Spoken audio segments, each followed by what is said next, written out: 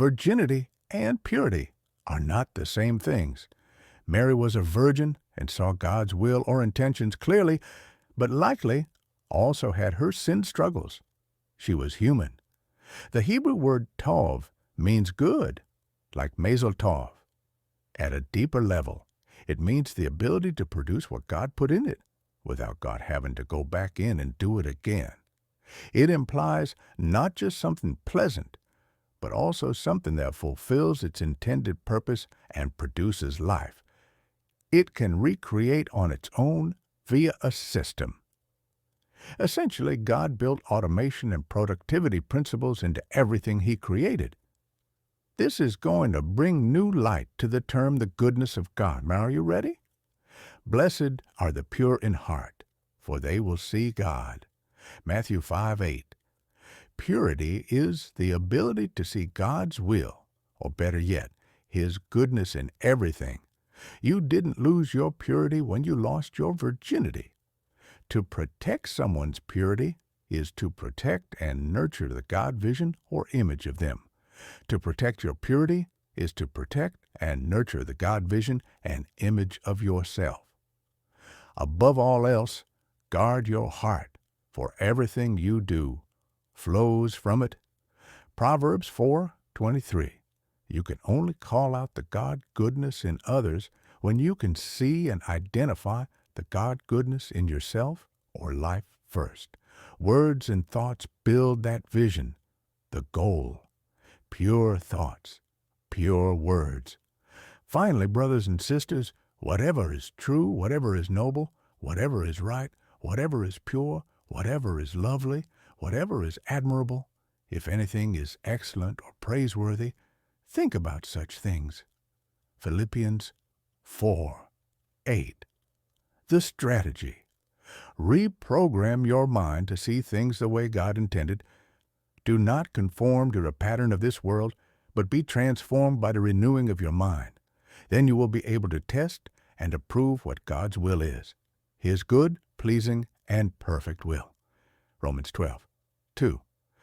Purity is the ability to see God in everything, even in the darkness. In the beginning was the Word, and the Word was with God, and the Word was God. Through Him all things were made. Without Him nothing was made that has been made. In Him was life, and that life was the light of all mankind. The light shines in the darkness, and the darkness has not overcome it. John 1:1, 3-5.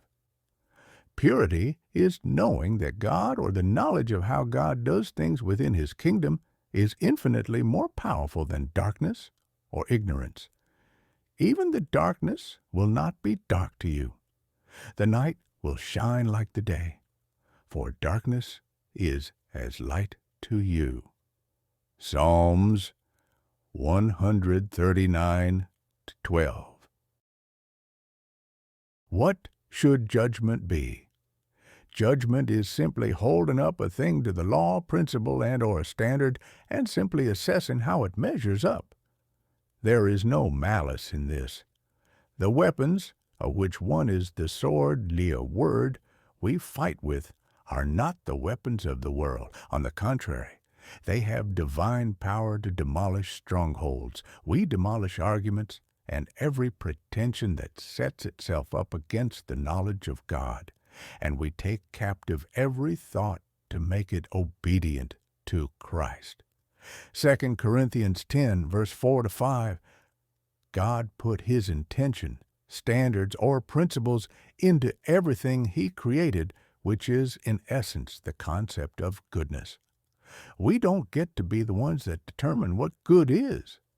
Let's take the woman caught in adultery. At dawn, he appeared again in the temple courts, where all the people gathered around him, and he sat down to teach them. The teachers of the law and the Pharisees brought in a woman caught in adultery.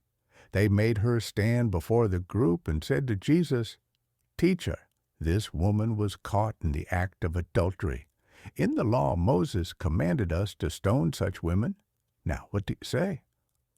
They were using this question as a trap in order to have a basis for accusing him.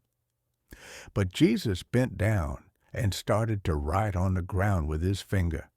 When they kept on questioning him, he straightened up and said to them, "Let any one of you who is without sin be the first to throw a stone at her."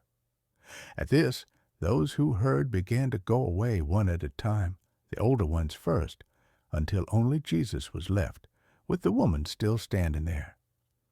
Jesus straightened up and asked her, "Woman, where are they? Has no one condemned you?"